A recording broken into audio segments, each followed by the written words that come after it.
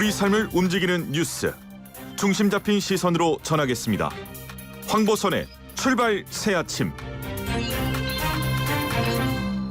네, 북한의 속마음과 외교적인 수사까지 가감없이 분석해보는 북한 토크 열전. 지금 평양은, 북한은 시작해보겠습니다. 신범철 백석대 초빙 교수 전화로 연결됐습니다. 신 교수님 안녕하십니까?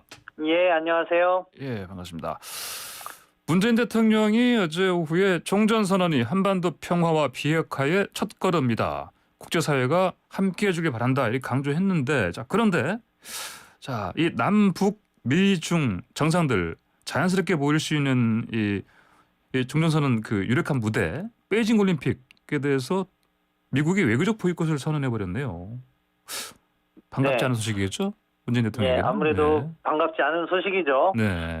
기본적으로 미국은 중국 신장 위구르나 홍콩 인권 문제를 제기하면서 예. 중국의 시정 조치를 요구했고 중국이 반응을 보이지 않으니까 외교적 보이콧. 그러니까 선수들은 가서 올림픽에 참여를 하는데 예. 고의 사절을 보내지 않겠다는 거예요. 네. 그리고 이러한 외교적 보이콧 노력을 전 세계에 확산시키려고 하는 모습을 보이고 있기 때문에 네. 사실 우리 정부 입장에서는 베이징 동계올림픽을 계기로 해서 정상회담을 개최하고 그런 산물로서 종전선언을 개최하는 것이 가장 이상적인 접근이라고 볼 수 있는데 예. 일단 외교적 보이콧을 한다고 해서 이 상황이 그대로 가는 건 아니에요. 네. 얼마나 많은 국가들이 동참할 것인가의 문제가 하나가 있고 네. 실제로 또 많은 국가들이 동참하면 중국이 인권 문제와 관련해서 약간 전향적인 조치를 할 수도 있고 예. 이 경우에는 또 외교적 보이콧이 해소될 수 있기 때문에 아무튼 전반적으로 종전선언의 좋은 뉴스는 아니지만 예. 그렇다고 해서 우리가 입장을 너무 빨리 정할 것이 아니라 예. 국제사회의 동향을 보면서 천천히 접근해 나가는 게 해법이지 않나 싶습니다. 알겠습니다. 한국과 중국이요, 그 다음 달 내년 1월쯤 예정으로 비대면 정상회담에 합의한 거 이걸 두고 사실 이게 중국이 이 같은 미국의 외교적 보이콧 연대에서 한국을 이탈시키려는 거 아니냐 이런 분석도 나오고 있는데 어떻게 보십니까? 예, 저도 그런 맥락이라고 생각해요. 사실 시진핑 주석이 코로나19만 아니었다면 벌써 방한을 했어야 되거든요. 예. 문재인 대통령 임기 내에 한 번도 한국을 방문하지 않았는데 예. 그러한 연장선상에서 정상회담이 필요하긴 했습니다. 그런데 중국이 최근 들어서 전격적으로 화상정상회담이라고 하자 예. 이런 배경에는 베이징 동계올림픽에 대한 외교적 보이콧을 해소하는 하나의 수단으로서 접근하고 있는 거라고 볼 수 있고요. 예. 또 다른 한편에서 우리 정부로서는 종전선언과 관련해서 중국이 방해가 되지 않고 긍정적으로 이를 촉진하는 역할을 하기를 희망하고 있기 때문에 국제 정세의 변화를 보아가면서 저희도 적절한 외교적 카드로 활용할 수 있다 이렇게 봅니다. 알겠습니다. 그 종전선언 관련해서요, 문재인 대통령의 그 친서를 북한 김정은 위원장에게 전달하는 방안 이것도 검토 중이다 이런 얘기가 들리던데요. 어떻게 들으셨습니까? 이제 그런 이야기가 정부 쪽에서 나오는 것 같아요. 예. 필요한 부분이라고 생각하고요. 네. 다만 조금 더 서둘러야 되지 않나 싶어요. 왜냐하면은 북한의 종전선언에 대한 입장은 결국 적대시 정책 철폐와 이중기죽 철회라는 것은 구체적인 형태로 나타난다면은 네. 제재 완화라든가 한미 연합군사훈련 중단과 같이 북한이 요구하는 걸 수용하는 것을 전제로서 북한도 종전선언에 관심이 있다 이렇게 이야기한 거거든요. 예. 그런데 지금 한미 간에 조율되고 가고 있는 모습을 보면 제재 완화나 연합군사훈련 중단이 포함되지 않는 것 같아요. 예. 그럼 이것을 어떻게 북한을 설득할 것인가가 어떻게 보면 종전선언을 하는 데 있어서 가장 큰 난제가 될 가능성이 높고요. 예. 그런 부분에 있어서 제대로 된 설명이 김정은 위원장에게 가서 종전선언을 하면 북한이 원하는 것도 얻을 수 있다는 설득을 해야 되는 거죠. 예. 근데 말씀하신 그런 관건들 이게 들어가 있지 않으면 친서를 전달한다 한들 이게 어떻게 종전선언 이게 진전이 되겠습니까? 그렇죠. 그렇기 때문에 여러 어려움이 여전히 존재하는 것으로 보고 예. 서로가 다른 입장을 단기간 내에 조율해내는 것이 과제인데요. 지금 당면한 과제로서 쉽게 풀기는 어렵지 않나. 점점 더 시간이 줄어들고 있기 때문에 문재인 정부로서는 곤혹스러울 거라고 생각합니다. 예. 미국 당국자들이요, 이제 이걸 영어로 표현할 때 종전 우리는 선언이라고 하는데 우리가 선언한 얘기는 보통 그 영어로 declaration 이걸 쓸 그렇죠. 텐데, 근데 이거가 아닌 그 성명이라고 쓰는 말 있잖아요, 스테이트먼트. 네. 이걸 사용한다고 하는데 맞습니까?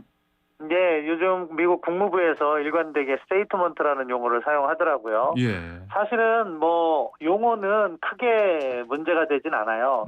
어떤 뭐 declaration을 쓰든 스테이트먼트를 쓰든 그것의 위상을 어떻게 인식하고 있느냐, 당사국들의 의지가 더 중요한 거거든요. 네.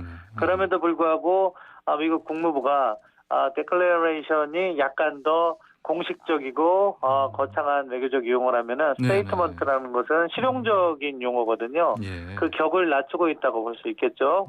그런 부분은 종전선언에 대한 중요성을 너무 크게 부과하지 않으려는 국무부의 외교적 의도가 담겨 있다, 이렇게 볼 수 있을 것 같습니다. 예. 보통 자술서란 말을 영어 쓸 때 스테이트먼트를 많이 쓰는데 그렇지 않습니까?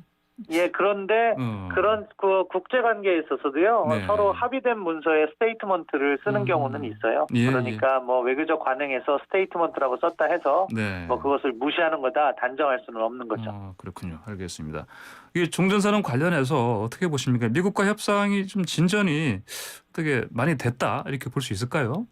이제 뭐 정부의 발표라든가 돌아가는 이야기를 뒤에서 전해 듣는 내용을 종합해 볼 때 예. 한미 간에는 종전선언은 정치적 선언이고 그리고 주한미군이나 유엔사에 영향을 미치지 않는다.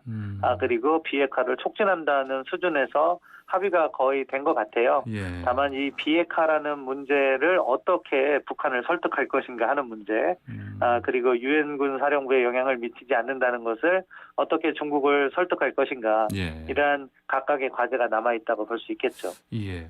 며칠 전에요, 그 서훈 국가안보실장이 중국을 방문했습니다. 양재추 중국 중앙정치국 위원과 회담을 하고 만찬 시간도 가졌는데, 근데 그 이후에 이 중요한 만남 이후에 중국 측의 어떤 공식 발표에 그리고 매체 보도에도 이 종전선언 관련해서 뭐 언급이 없다고 합니다.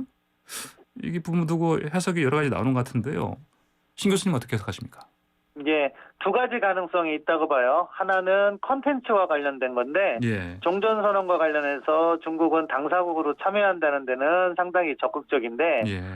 과거 중국의 주장을 보면 종전선언과 같이 정전체제를 변화시키는 선언이 있다면 유엔군 사령부는 해체되어야 된다. 네. 그런 입장을 견지했을 텐데 우리 정부가 수용하지 않았을 가능성이 있고요. 예. 저는 그것보다는 중국이 베이징 동계올림픽에 한국이 참여한다는 그 약속을 받아내기 위해서 또 역으로 종전선언에 대한 지지를 아끼고 있다, 그렇게 평가합니다. 그렇군요. 자, 남북 통신 연락선 이거 다시 가동된 지가 2달 된 것 같은데요. 어떻습니까? 우리 측의 어떤 접촉 제한에 대해서는 뭐 북한에서 별 답이 없는 것 같습니다. 예, 뭐 현재로선 뭐 북한이 김정은 국무위원장의 정치적 결단이 내려지지 않으면 남북 관계와 관련해서 새로운 행보를 할 가능성은 적다고 봐요. 예. 북한 스스로 지금 자력갱생에 기치를 올리고 계속해서 주민들을 독려하는 그런 과정에 있기 때문에 예. 대외 관계에 별다른 관심을 보이지 않고 있거든요. 그런 상황에서 뭐 실무선에서 예. 이 관계 개선이 필요하다고 김정은 위원장에게 보고가 올리기도 쉽지는 않은 것 같더라고요. 그런 측면에서 볼 때 당분간 뭐 통신선이 있다 하더라도 유의미한 변화는 쉽지 않을 것 같고요. 예. 그렇기 때문에 친서 같은 거를 통해서 김정은 위원장을 움직이는 것이 현재로선 유일한 해법이다, 그렇게 봅니다. 예. 자, 북한이 코로나 이 방역 조치 때문에 국경 봉쇄하지 않습니까? 그래서 이것 때문에 원래 그 인도적 지원 담당하는 그 유엔 직원들이 북한에 직접 들어가서 현장 실사도 해야 되고 감독도 해야 되는데 이게 불가능해지니까, 그래서 유엔의 그 인도적 지원 대상에서 내년에 북한이 또 제외됐다고 합니다. 이게 그러면은 이 상태에서요, 내부 사정, 뭐 식량 문제까지 지금 심각한 상황인데 어떻게 될까요? 사실 북한 경제가 매우 어려운 상황인데 예. 이게 악순환이 되는 거죠. 북한 김정은 체제 차원에서는 자신들의 방역 시스템이 낙후되어 있는 상황에서 네. 코로나19가 북한에 침투돼서 확산되면 그것은 체제 위기로 이어질 수 있다는 불안감이 있는 것 같아요. 네. 네. 그래서 당장 경제가 어렵다고 하더라도 인도적 지원조차도 제대로 받지 않는 그런 모습을 취하고 있는 건데요.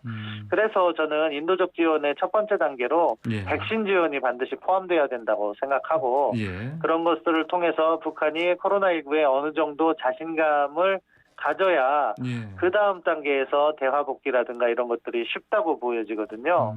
따라서 우리 정부도 종전선언과 별개로 백신 지원만큼은 보다 적극적으로 좀 추진했으면 하는 바람입니다.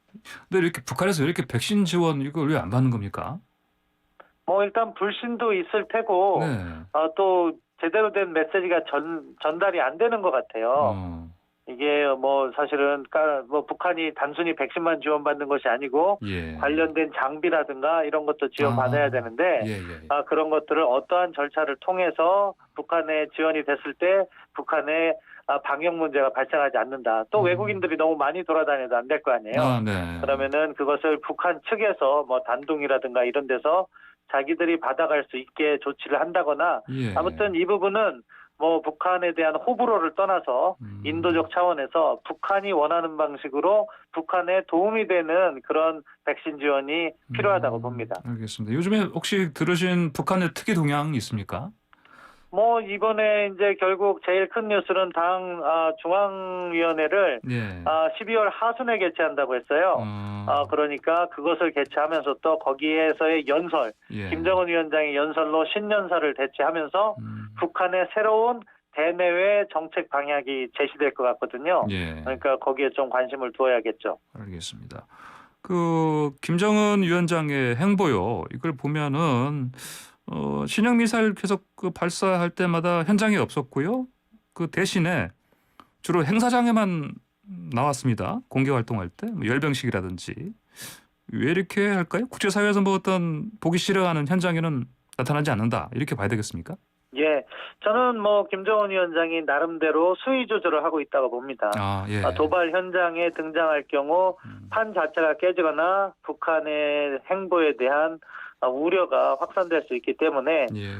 자기들의 여러 가지 정치적 행사 중에서 군사적 도발만큼은 방문하지 않고 있는 모습을 보이는 거죠. 예. 그러면서도 대내적으로 북한 주민들에게 북한의 강력한 군사력을 과시할 필요성이 있을 때 그때 이제 열병식 같은 거를 하면서 대내적인 효과는 거두고 있다 이렇게 평가하는데요. 예. 아무튼 내년이 중요하다고 봅니다. 뭐 극적인 반전이 이루어져서 2월 달에 북경 동계올림픽에서 만날 수 있을지 아니면은 내년에도 문을 걸어 잠그고 자력갱생의 기치를 더욱 올려갈지 연말 연초에 있을 당 중앙위원회에서 김정은 위원장의 발언이 많은 관심을 모을 것 같네요. 예. 그때 좀 종전선언이라든지 이런 거 관련해서 좀 더 분명한 메시지가 나오려나요? 나올 것 같아요. 그때쯤이면. 그래서 뭐 한국 정부의 제안에 뭐 관심 있다 이렇게 할 수도 있는 것이고 예. 또는 결국 한국 정부나 미국이 대북 적대시 정책을 포기하지 않고 있다 이런 말이 나와버리면 네. 이제 종전선언도 물 건너가는 게 돼서 사전에 친서 같은 것도 전달하고 예. 필요한 조치들을 더욱 열심히 하는 게 필요하지 않나 싶어요. 예. 당 중앙이 그 열리기 전에 빨리 친서도 빨리 전달하고 그렇게 해야 되겠네요. 정부에서. 네, 그렇게 생각합니다. 알겠습니다. 오늘 말씀 잘 들었습니다. 감사합니다. 네, 감사합니다. 네, 지금까지 신범철 백석대 초빙 교수였습니다.